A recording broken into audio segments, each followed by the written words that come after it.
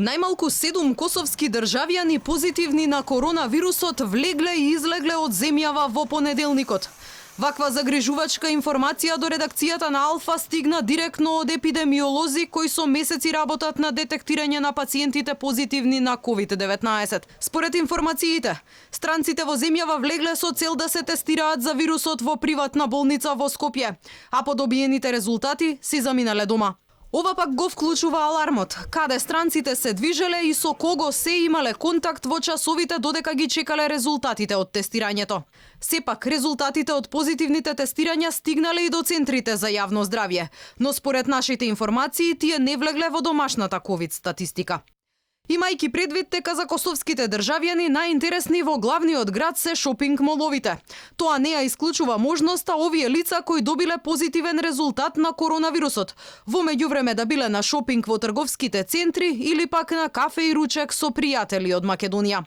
Епидемиолозите кои информацијата ја споделија со Алфа алармираат дека ова уште повеќе им ја отежнува работата.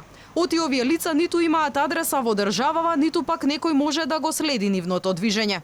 Тие утре повторно може да влезат во Македонија, бидејќи владата од стартот на месецов ги крена рампите за влез на странски државјани без ПСР тестови. Одлука за која на големо се зборуваше оти предизвикала несогласување и револт кај членовите на Комисијата за заразни болести.